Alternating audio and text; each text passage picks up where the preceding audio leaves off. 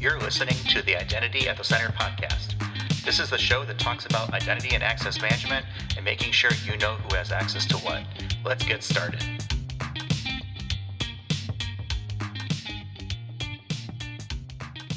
Welcome to the Identity at the Center podcast. I'm Jeff, and that's Jim. Hey, Jim. Hey, Jeff, how are you? Oh, not so bad. Yourself? Good, good. Hey, was thinking that maybe we should just do a full episode of lighter note questions. I would totally do that. Jeff, if you were a potato, no, the lighter note question. So one thing people don't know is like normally we set up the lighter note question, don't tell the guests about it until kind of pretty early in getting ready to start recording. So they have half an hour, 45 minutes to think about it at least. But you have been the proponent of like total shock value, right? Like, let's wait until we pull the trigger on the question. So I'm going to try it on you, and I'm going to ask you, what is your favorite Halloween candy?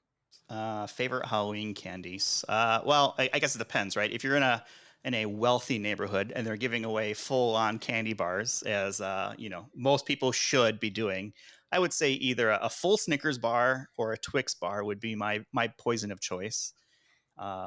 Definitely, I tell you what's definitely not is those stupid foam peanut things that are just garbage. If you're giving those away, you hate children. I'm just going to go out there and put that circus position. Peanuts?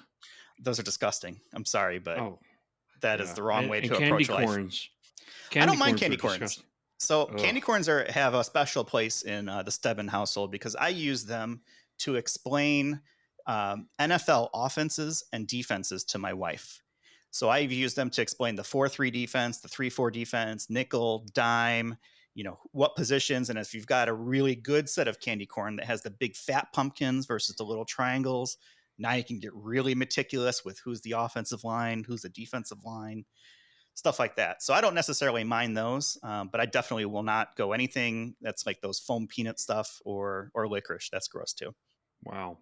See, this is what's great about the Identity at the Center podcast is like for folks to kind of get to know us, because I was talking to somebody who was a fan of the show, and he was telling me that one of his favorite memories of the show was your story about when you worked at Chili's and you delivered the sandwich, which was the Buffalo Ranch, and your guest said, "Well, there's no ranch on my sandwich," and you just made up that the ranch powder or flavoring was baked in. Like, that's really getting to know Jeff Sedman. That's okay. I mean, that makes me sound really crappy. And let's be honest, right? I would have guessed I would have been 18 or 19, I guess. Not necessarily at the pinnacle of quality individual that you see today before you, but I just didn't care. And, I should I have done it? No. Does it make for a good story? I think so. Okay. So anyway, the correct answer on Halloween candy is peanut butter cups. But that's just an aside. See, now I don't like peanut butter, but I love Snickers and peanuts. Like, I don't have a problem with that. Just whatever it is, peanut butter. No, that's not my jam. Wow. So, and then my other realization today is that everybody is in meetings all day. So I actually think this whole work from home thing, some companies are probably in a rush to get people back in. But to me, it's like I've never worked this hard before. You don't have the water cooler or people bumping into you in the hallway. So it's literally go from meeting to meeting. So productivity is kind of off the charts. Yeah, it can be challenging. I think this is where you own your own schedule. And for the most part, I mean, not everybody has that luxury, but if you need to schedule time to do work and block it on a calendar, I'll do it. I mean, just because you have an open slot of availability for someone to try to put a meeting on there, unless they are the right person or there's something on fire, doesn't mean you really have to kind of accept that meeting. I think, workers should feel empowered to manage their own schedules as long as work's getting done. I think that's kind of how you and I have worked over the years is, hey, you know what?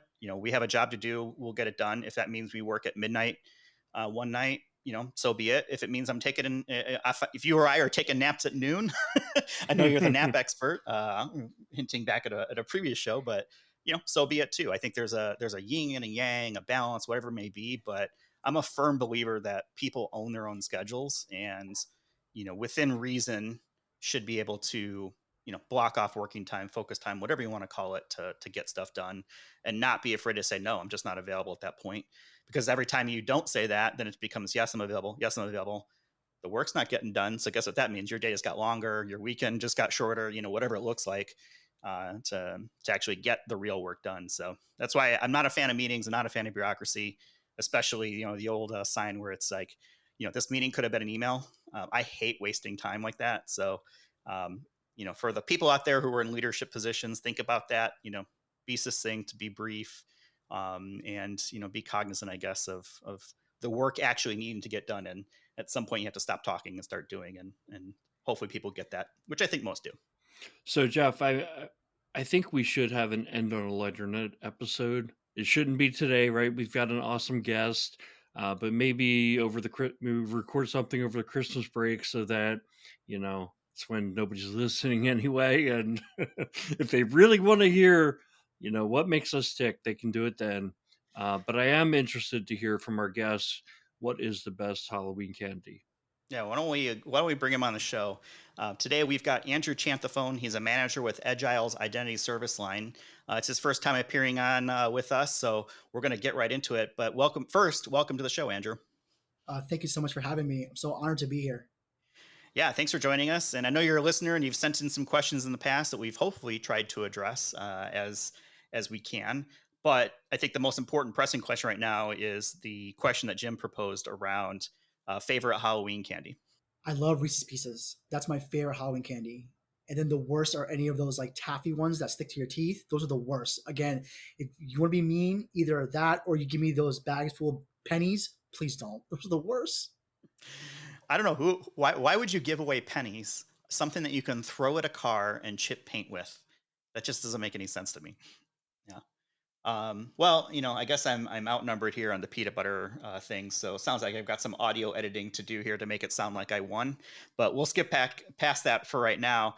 Andrew, you've been in the identity space for a little bit.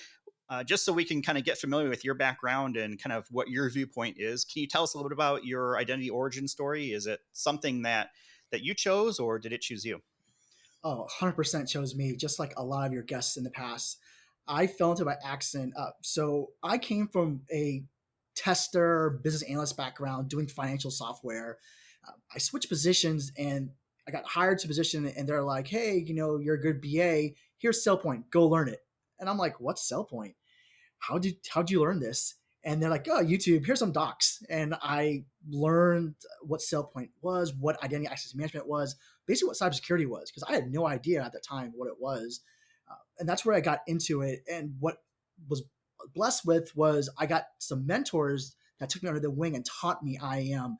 Why do we do it this way? How can we ask the questions with our customers this way? And I just fell in love with it from that point on. And then this was maybe in 2014. Then from that point on, Jeff and Jim, I've been on these amazing projects with IAM, and I've just been loving everything about the whole space, and everything that you guys do in your podcast has been very helpful for me. So that's really my origin story is I fell into by accident, love what's going on, and I'm just happy to just continue to be doing this work. I find it interesting that you come from kind of the business side of things. And I think this is something that I've kind of pointed out in the past, is that there is plenty of space for identity professionals of all sorts, right? Not everyone is a programmer, coder, technology. There are plenty of things to do in identity that really you don't need to be super technical on. Obviously, you've got to understand concepts and kind of how they all fit together, but it's encouraging to find another brother out there who is, not on the technical side, but certainly coming more from the business aspect of it, which is just as important as the technical side. I know you also do some work with the cybersecurity nonprofit. People might not be familiar with that organization. I guess real briefly, can you kind of tell us about that org and what you've been able to contribute towards it? Yeah, Jeff. So it's funny. I actually heard of a CSMP from one of your older guests, Paul Lenzini was on, and he's a board member of it. And when I listened to your podcast, I'm like, you know what? I want to get back too. So I looked into this organization, and really it's amazing. They're a nonprofit, and their goal is to provide cybersecurity education for free, right? It's more inclusive, more accessible, and the biggest goal for them is more for women and minorities, right? And that's something that they're really striving to do, is to get more diversity right into the cybersecurity space from that perspective. They offer an amazing array of videos. So they have monthly sizzle webinars that they have sizzles come in and talk about their job, how they got there, almost similar to what you guys talk about today in your podcast. And then they also have these weekly webinars where they have different facets of cybersecurity that talk about, so like pen testing, for example, how do I use Wireshark to get people, and then also these, how do I do certifications, or how do I get a job from my couch, for example, in cybersecurity. So they have these various different webinars that kind of teach people all about cybersecurity and get them interested from that perspective. Um, so that's really a background about what CSNP is. What I did for them was I noticed they didn't have a IAM 101 webinar. So I'm like, you know what? I would love to do one for you guys to get this out there. I think IAM is not the most sexy name when it comes to cybersecurity. Everybody talks about cybersecurity like, oh yeah, pen testing, oh yeah, ethical hacking, that's so cool, or network intrusion. But I want to tell people, IAM is just as cool. Just like you guys in your identity at the center, everything builds around identity, and I use that platform to kind of educate people on IAM, the different building blocks of IAM, and what I got was, wow, you know what, this sounds kind of cool. Oh man, that's great. I didn't know I'd be so technical. I don't have to be technical to do this. Tell me more. And that's the whole point of that whole webinar, was to get people to understand what we do and say, you know what, we want you to come try this too. Hey Jeff, I have an idea. I think if we made this a video podcast, we could prove that IAM is sexy. What do you think? Are you talking about some sort of deep fake technology or something? Because I No, think that's the only way that's happening, at least for I this thought this video. I thought this would be a great opportunity for you to use one of your buttons, like wah, wah, wah. Oh, well, I didn't have it queued up, but here, let me play it in post-mortem for you. That was wonderful. I loved it. Um, Andrew, I think one of the cool things about the CSNP story and kind of how it ties back to the podcast, when we have heard from our great loyal listening fan base. Um, we have people who are at different points in the spectrum, people who are new to IAM or wanting to get into IAM, all the way out to kind of industry veterans. And so CSNP also provides an opportunity for the industry veteran to give back. I think that's I think that's so important to, I hear from our guests and other folks that I interact with in the industry, and people want to have the way to pay it forward, and I guess that's an opportunity that you saw as well. Yes, sir, absolutely.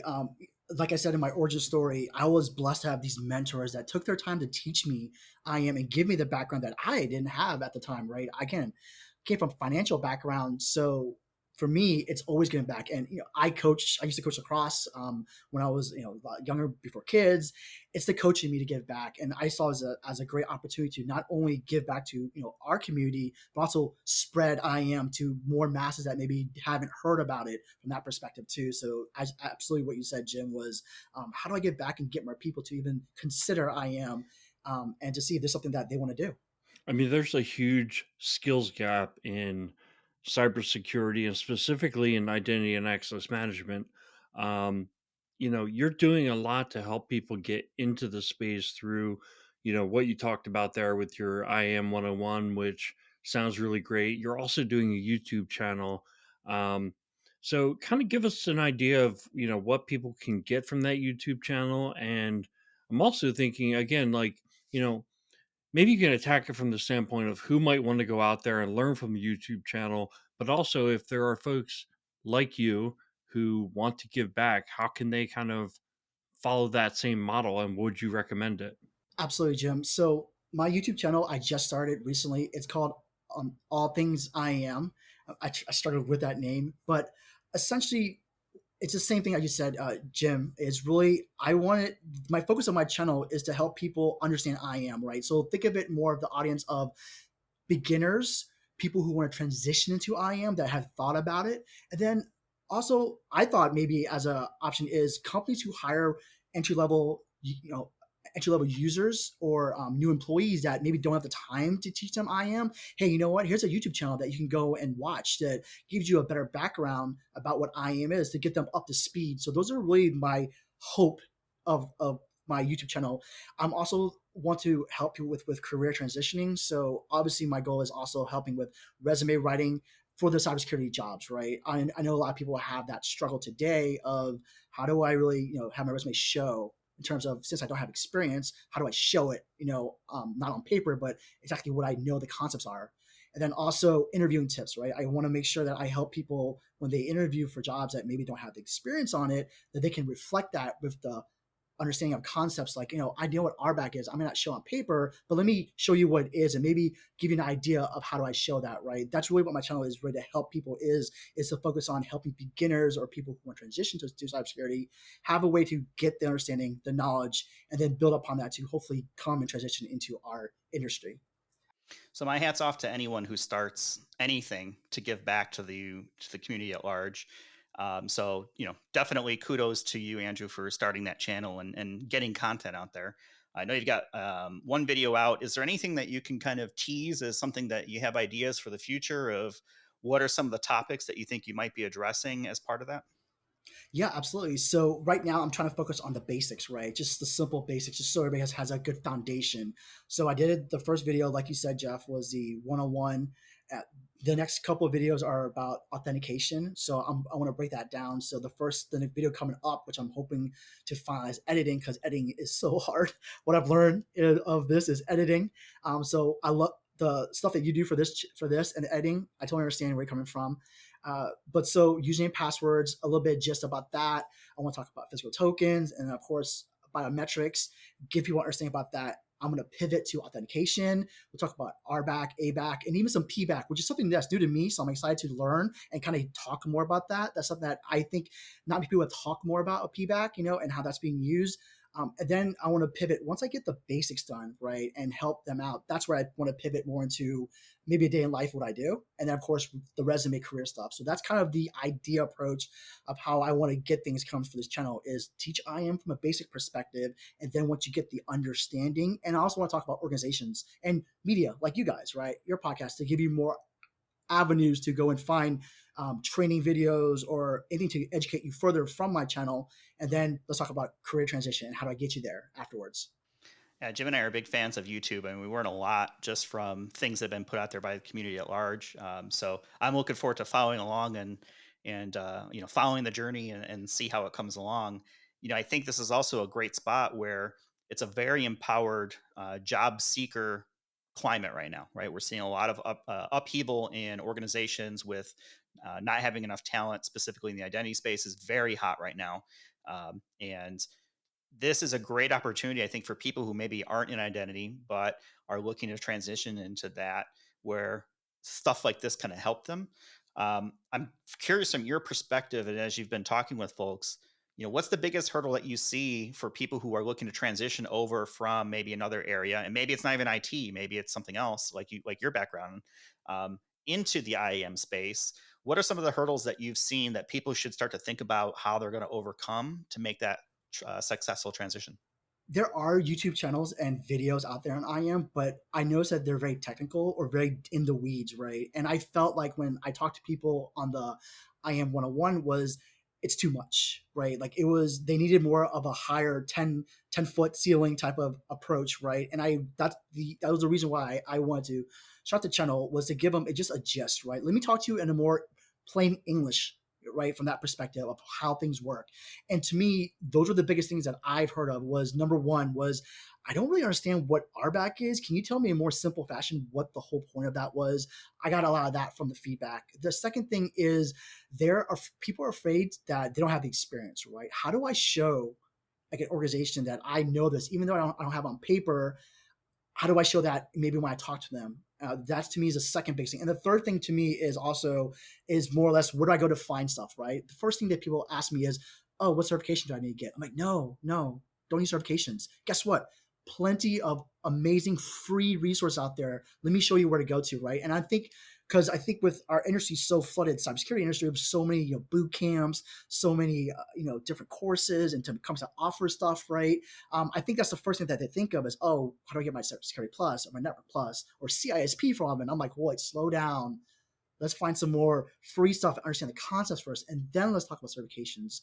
So to me, I think those were the biggest hurdles that I've noticed and I've seen too in our space today when it comes to IAM of people that want to transition into our space or looking to transition into our space.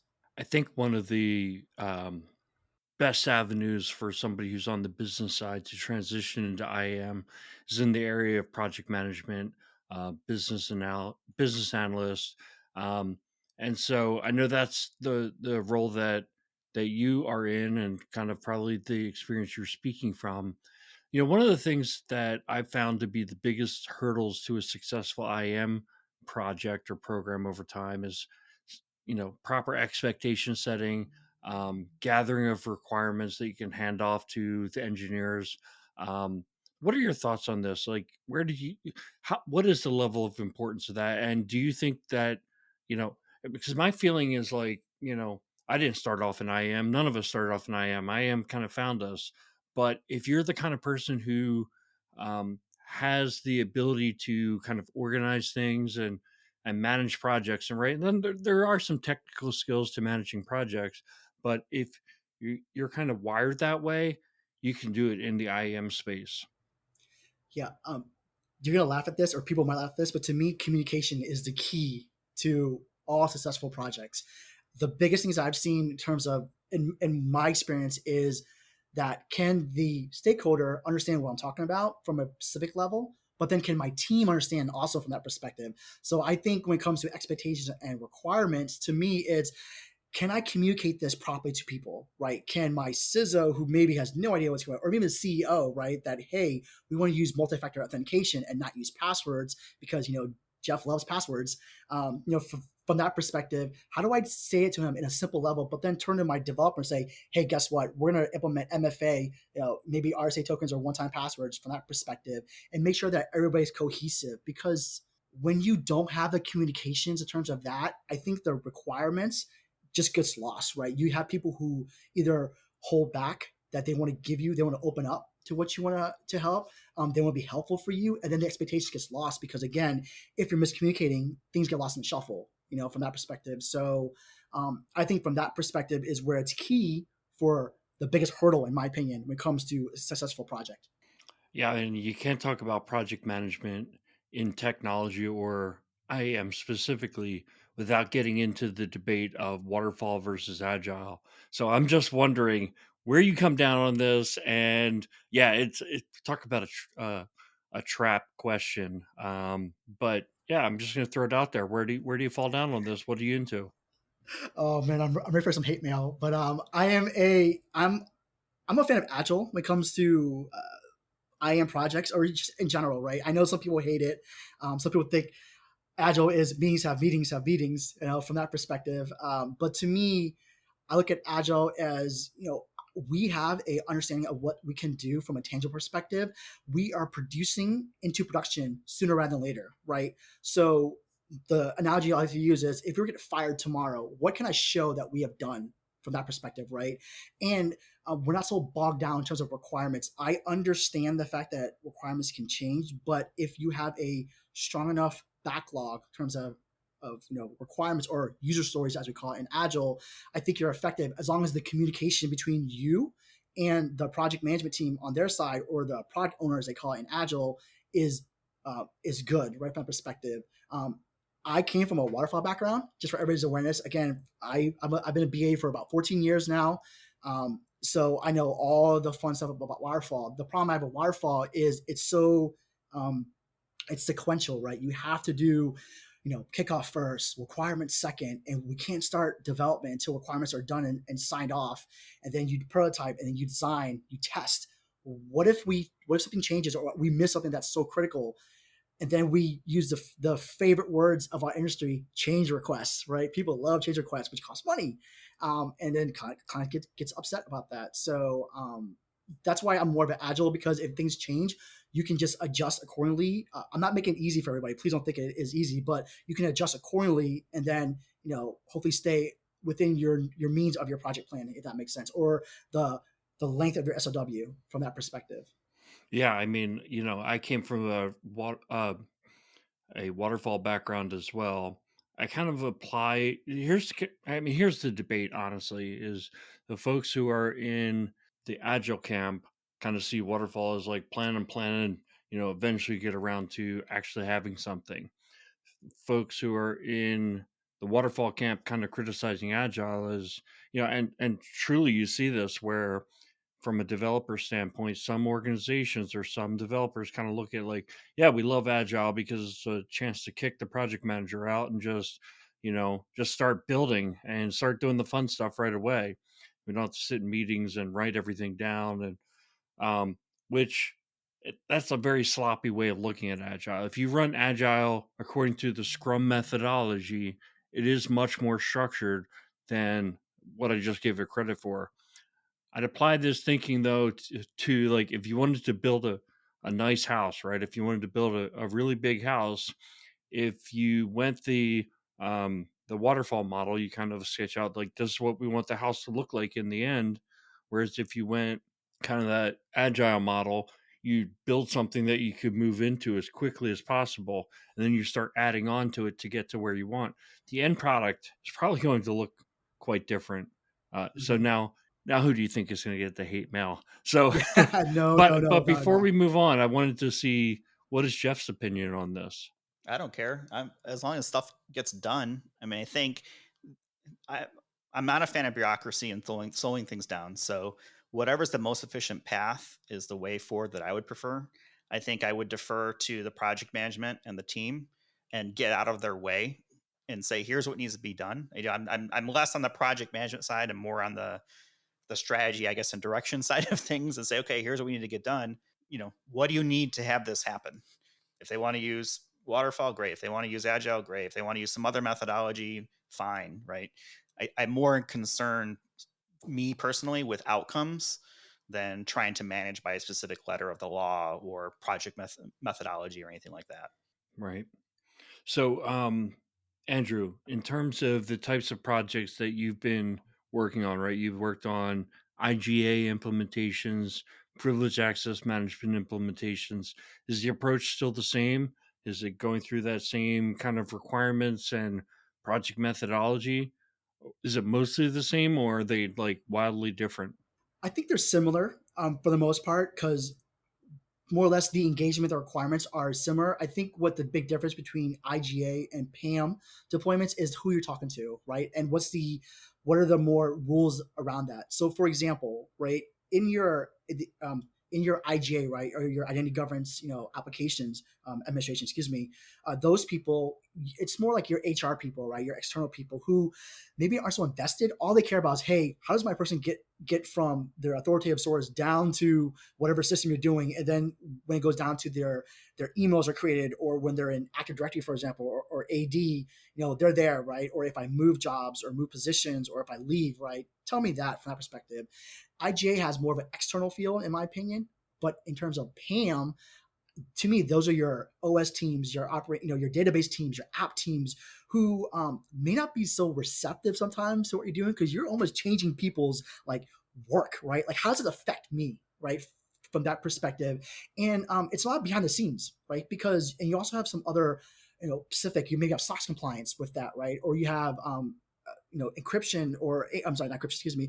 You have other things you have to worry about, such as I think you guys said this in a older podcast with older one of your guests, is what if it goes down, right? I think the person from Adobe said that. What do you do, right, from that perspective? So I feel like in terms of the engagement are different in the way you communicate what you're trying to do, but the outcomes and the way you get requirements to me are the same.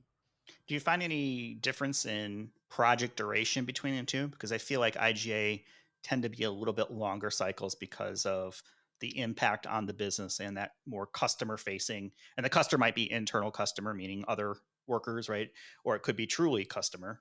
I guess in my experience, I find that IGA tends to take longer, if you consider all of the tools and capabilities that an IGA platform might have versus privileged access management. But maybe you've seen different. What are your thoughts on that? No, I'm the same boat as you, Jeff.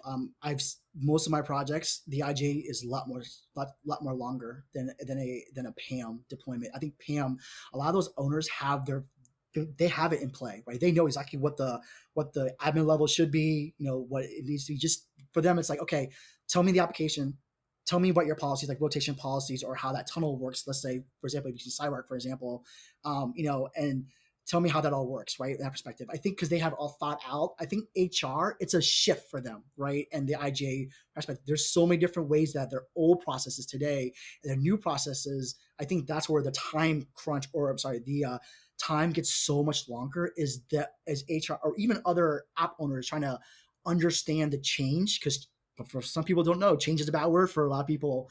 From that perspective, is understanding how is this going to affect me, how am I going to teach that to people? Where I think in the PAM people or the database owners and all those people, they kind of get it, right? Because they're technical and they understand the whole concept of it. It's more just what happens if this goes down, or how do I get this password in and out from that perspective. That's my experience, what I've seen, or the reason why IGA deployments are so much more longer than PAM deployments.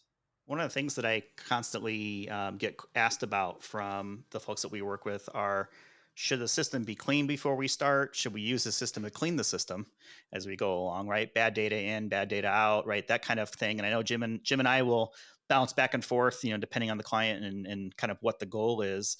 What's been your experience when it comes to, um, if let's say you don't have a very clean environment right now. Maybe you have a poor structure of AD groups, bad names, no ownership, you know, empty groups, nested groups, all kinds of bad stuff that can really not be optimal for an IGA deployment. How much time do you think customers of those types of solutions should spend cleaning up before implementing an IGA tool? Or do you fall more on the side of using the IGA tool to help with the cleanup of some of that type of burden? I am under the camp of clean my data right beforehand. I know that can be time consuming, but for me is when I test, right, when we test our platform, right, I want to make sure the data is clean, because if not, I'm not going to find the problems when we start to deploy, our product, or we're testing, right? Because we're not going to know what's going to happen. And then, but if I have bad data, for example, and I start to test that, I might say, oh, that's working. But in reality, once you maybe have more clean set of people, for example, that's when things start to come up and bugs start to come up. So I feel the approach is, best we can, clean as much as we can. Now, that's not always true for some customers. So if that's the case, my approach is always, let's pick and choose a pilot group, right? And let's need them to clean first. And let me show you what looks like clean versus, not clean data. And then let the customer saying, here's why we need to have clean data. What are your thoughts? And I go from there. But that's just my opinion. So I'm sure you've got some real horror stories of going through IAM projects and maybe things that maybe not have gone the way that they may have been anticipated or planned, right? Without naming and shaming, for folks who are listening out there, when it comes to deploying IAM, and it could be anything, right? IGA, PAM, whatever example you want to use. What are some of the things that you've seen out there as like, wow, that really should have gone differently, and is maybe a lesson learned that folks listening out there can kind of take away and keep an eye out for when they get around to doing their own deployments?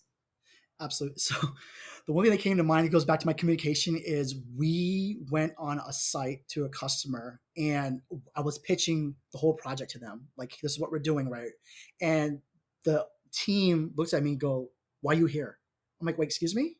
And they had no idea the whole point of why we're here. The fact that we communicated this 6, 7, or 8 times that, hey, we're coming to deploy this IGA solution for you. They stopped me midstream, was like, well, we like ours already. We don't need you to come here. You should just go home. And we were contracted already to do this work. So that was, to me, one of the biggest struggles, was to help educate them, and it's really just tooth and nail, say, you know what, here's why this is the value of this system. That was a big horror story for us, is really understanding the whole project and really understanding, make sure, hey, is this exactly what we want to do from that perspective before we jumped in there to get started. That's one. The second one, real quick, is we had a scope project where the team that scoped it didn't know the full complexity of their role management software already. So when I got in there, I asked questions like, so tell me more about your role management system. They're like, oh, I have entitlement owners, I have role owners. They could be either or both. And I go, so how many roles comments do you guys have? A couple million. And I'm like, wait, I was told a couple thousand. And that was that. Jim and Jeff, I think this is where I got that question to ask you guys about role mining came from, was how do I approach this from an user perspective rather than a top-down analysis, which took me 2.5 months of Excel and database work to figure out how to underweave all that and figure out who goes to what and what should be considered a role. So do your due diligence, people, is I guess my big horror story about what is, and ask the right questions before you get in there, because I didn't, and we didn't, excuse me, and that's what caused a lot of horror shows from our side in terms of deployments or projects. So, Andrew, I want to ask you about some of your go to tips or go to best practices. I've got a couple in my hip pocket. When I think about IGA, I think, the basic, most fundamental component of a good IAM program is that you have to have one place to go to know who has access to what.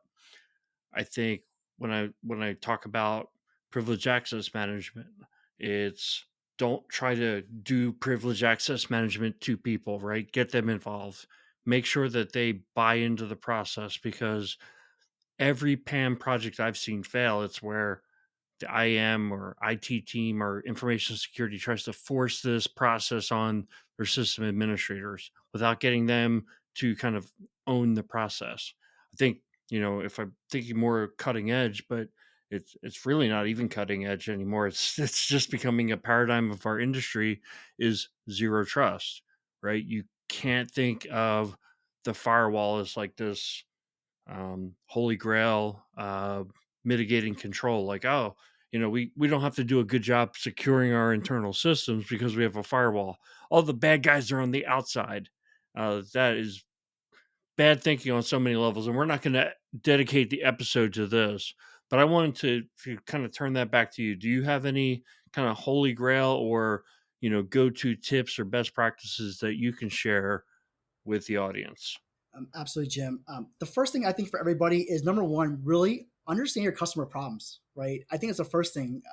I feel like a lot of people come in, they're like, I got this shiny product. So I know we're vendor agnostic, but like, I have this sell point product. It's great for you. Woo! From that perspective, we're not understanding the problem of the customer first, right? I think the first thing is, what's your problem?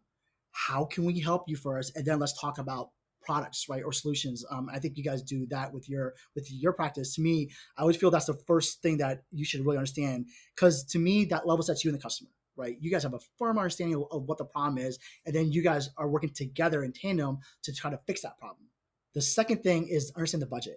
You guys have talked about in the past in your podcast, is not everybody can afford like a sell point. Maybe there's like an Omada, for example, or another platform out there that fits the customer budget. I think that's another way. Another thing to me is that's the second thing. And the third part is, I don't think people talk about it a lot. And Jim, this goes to the agile way, but it's, you really understand what's the definition of done for a customer, right? I don't think we ask that question a lot to customers, right? What is it after I'm done? What is done to you? Like, you give me the milestones or the tip, right? I ask that a lot to my customers. Like, hey, great, we're doing this, migration to, from, let's just say, Workday to SailPoint, for example. You can tell I'm a SailPoint person, um, uh, from that perspective. But what's your definition of done? Like, is it just doing the connector? Is it doing something else? Is it creating a connector, then downstreaming downwards to Active Directory and have an account show back up? Like, that to me is where when you go back down to say, okay, are we done with our project? The definition of done helps check that off, and it's agreement again between you and the customer. So there's no problems at the end when we're leaving the project to say, hey, we fulfilled the contract, and not everybody go, excuse me, you haven't done X, Y, and Z yet. Which will leave a lot of awkward silences or awkward conversations afterwards. Yeah, I think the first one you mentioned is really the one that I find the most important, is really understanding the problem you're trying to solve. Um, there's so many times that there's a lot of solutions being made that are band-aids to cover up something, when if someone just took a step back and said, why are we doing it this way? Like, this doesn't make any sense. This isn't strategic. This isn't where we want to be in 3, 4, 5 years. I think having, the courage, the fortitude, the will, whatever terminology you want to use, to take a step back and say, is this the right thing for the strategy going forward? Does it make sense? Doesn't mean that you don't do it, but at least you're walking into it with open eyes and saying, hey, you know what? This potentially could be throwaway work.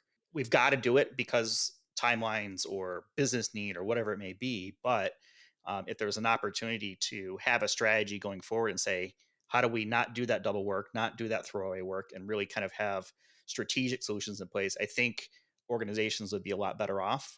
I'd probably be out of a job, but I'm okay with that. I think overall the security world would be better for it. I can always go back to waiting tables, I guess, if I needed to. I wouldn't be very good at it at this point, but it is what it is. We spent a lot of time here talking through, I think, really kind of a few different topics, right? Getting into the IAM space, kind of making that transition, and then some things to think about when it comes to project management within the IAM space. What are some things that can kind of go right and go wrong from an IAM perspective when you're doing deployments? But I want to bring it up a level. We'll start to swim back to the surface as is my terrible segue. And one of the things that Jim talked about earlier is we try to end on a lighter note. And one of the things that we discussed with Andrew, and Jim and I are huge fans of this, is the movie Office Space. So not everyone has seen this, and I think that should be the first part of any identity and access management strategy, is to go watch Office Space, the movie. It is several years old at this point. I don't remember when, but I want to say early 2000s or maybe late 90s. I don't remember. But it is a classic of American cinema that everyone should be aware of. And what I'd like to do is ask Andrew, what is your favorite Office Space scene or quote? And then maybe I might have an audio clip to play along with it. I love Office Space. So my actual favorite quote, I can't say on this podcast. It's family friendly, but just let's just say, as do with Lawrence, right? He is by far one of the funniest characters in that whole movie. But Lawrence is my favorite quote. My favorite scene is when he's in the room with the two Bobs, and then they ask him the question of, what do you do? What's the motivation? He's like, well, Bob, I have 8 managers, and they're like, 8 managers. To me, that's like because it's. I've been there. I'll put it that way. I've been there, not with 8 managers, but I've been there. So it always makes me laugh when I see that movie and see that scene, because I'm like, I've been there. I have 8 different bosses right now. I beg your pardon? 8 bosses. 8? 8, Bob. So that means that when I make a mistake, I have 8 different people coming by to tell me about it. That's my only real motivation, is not to be hassled. That and the fear of losing my job. But Bob, that'll only make someone work just hard enough not to get fired. I think Hypnotized Peter is probably one of the most insightful characters ever in the business world, and that more people should be like that. Jim, what about yourself? Well, 8 managers, I mean, come on, that's the beauty of the matrix organization, right? That's the nice way to put it. And I agree, Andrew. I'm glad you didn't use the Lawrence quote, because I'm pretty sure every quote from that movie from Lawrence is unplayable in our podcast. But Jeff, if you would allow me, I will. I mean, we've now hit on a subject I'm very passionate about, which is the movie Office Space. So, favorite quote comes from the Bobs. And by the way, I've been on an advisory engagement and had people sitting across the table from me who were laughing. And what's so funny? Well, we're just thinking that you guys are like the Bobs. And it's like, that's really a compliment. Thank you. I don't know if that's a compliment, but yeah. Yeah. But my favorite quote comes from Bob number 1, I guess, or Bob number 2. What would you say you do here? What would you say you do here? I think I even had the timing right? So that's my favorite quote. My favorite scene is the PC load letter beatdown scene. Yeah, so that one is, I was going to play a clip for that, but it's really just music, and we'll probably get a DMCA strike on that. And it's really just baseball bats going against the printer, which is a classic in itself. But I think there's a scene earlier in the movie that sets it up where you hear Michael Bolton really start to get frustrated with the printer. So here's that clip. Point of the exercise is that you're supposed to figure out what you would want to do. If PC load letter, what the does that mean? All right, so I had to beep that one a little bit, but PC load letter, what does that mean? That's classic right there for sure. Yeah, for sure. Well, I mean, and then they take the printer out, and to a Ghetto Boys tune, they beat the living snot out of the printer. And the best scene is when Michael Bolton runs back to beat it down some more. It's like a a scene from a gangster movie, right? He runs out and he rips the ribbon cable out of the printer, and it looks like it's like, he's ripping like body parts out of this thing. I mean, it is absolutely hilarious. But now, Jeff, what is your favorite? It's such a classic movie, and there's so many good scenes in it. I love the ones you've got there. There's of course the jump to conclusions, Matt. There are two lines from that movie that I use all the time. The first is when somebody asks me what I did over the weekend, and my favorite response is, "I did nothing," and it was everything that I hoped it could be. I did nothing. I did absolutely nothing, and it was everything that I thought it could be. And the other one I use is, especially I like to use this internally when we're talking about projects and people who are doing a good job and maybe looking to climb the career ladder, that sort of thing. I love to call them straight shooters with upper management written all over them. That's just a straight shooter with upper management written all over him. So I love those two quotes, and I think the scenes are great, but I absolutely use those the most often still to this day, as much as possible whenever I can. So those are definitely my favorites. All right, I think we successfully breached the surface and are now maybe swimming down some other river that we probably don't want to get to. I think this is definitely the lighter note show that that we might do later this year, maybe around Christmas time, when like Jim said, nobody's probably listening anyway. We can probably let loose a little bit. So we're going to go ahead and wrap it up. But before we go, I want to pass it around one more time. Let Andrew kind of get his final thoughts out there as far as what should people taking away from this type of conversation if they're looking to make the change over into the identity space. Any words of wisdom that you want to impart upon the listening audience, Andrew? Yeah, absolutely. Just quick couple things, right? Number one is don't be afraid, be vulnerable, right? Get out there, mentor, LinkedIn somebody, ask questions, join meetups. They're great. Even conferences, right? Go and listen to what people are talking about, that perspective, or ask somebody who's been in the space. You know what? How do I get started? Right? That's the first step. Is be open to that. The second last one I always use in some of my YouTube videos is going to be just be curious, right? You never know, right? Ask the questions, or just, man, what does zero trust mean? What does MFA mean, right? Be curious and do some work to see what that is. Because I think the more and more you look to think about it and be curious, the more you like, no, wow, this is kind of cool. Maybe I want to do this too. So those are my imparting words for people taking out this, or people want to transition to IAM. Those two things I think would help you really, really well in getting into the industry. No, that's good tips. Jim, how about yourself? Any final thoughts for this week? I just want to give a shout out to Andrew. I think what you're doing in terms of kind of giving back um, is spot on, right on the money. I feel like we all kind of come from the standpoint of like, I'll be able to do that when I achieve like some next level. Like I don't know enough right now. The thing is, you know more than most people, right? And you have plenty to give back. And when I say that, I'm not talking to you directly, Andrew. I'm talking about the folks who are listening on the phone now. I remember when I was in my first job out of college, and I was probably a year and a half out of college. And at the office I was working at, we had a computer consultant. And he said to me, you should really start your own consulting firm. You could just go out there and do computer consulting. And I was thinking, oh man, it's like, I just don't have the skills. I don't know what I'm doing. I look back on this and he was right. I knew more than most people knew about computers, and I really should have believed in myself. And I think what we all should do, everybody who's listening should think about how they could be giving back, how they can be paying it forward for the next generation of people who are going to be filling the shoes that you're in today, and look for ways to give back. I mean, for Jeff and I, is a lot of it's this podcast. We're also speaking at conferences and things like that. I just think it's a very important thing to do.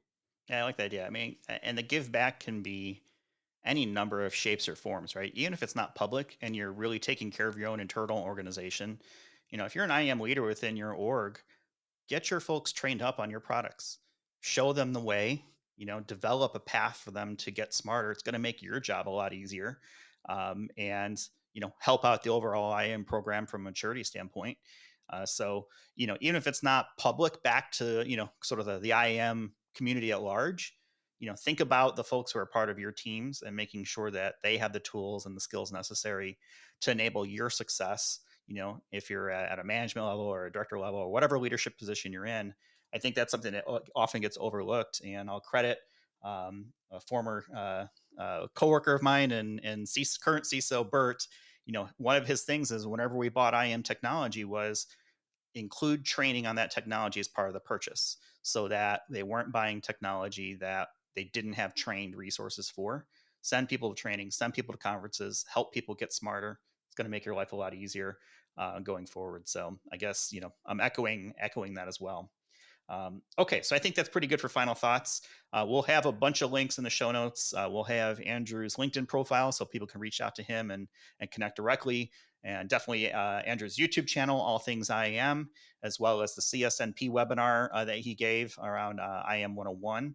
So look for those in the show notes. And I'm sure if you ping Andrew on LinkedIn, he'll be happy to provide those links as well. Jim and I are going to be at Authenticate 2021 in Seattle in the coming weeks here. So hopefully we'll see folks out there. I think Andrew mentioned he's got a virtual ticket, so he can, I guess, wave or do whatever it is when Jim and I are presenting out there. And we're hoping to actually get some podcasts done while out there with some folks that we might have had already on the show, or maybe new people to the Identity Center podcast. So be sure to keep an eye out for that. You'll be able to learn more about the show at identityatthecenter.com on the web, and then you can always find us on Twitter at IDAC Podcast. So with that, appreciate everyone listening, and we're going to go ahead and leave it there, and we'll talk with everyone in the next one. Thanks for listening to the Identity at the Center podcast. If you like what you heard, don't forget to subscribe and visit us on the web at identityatthecenter.com.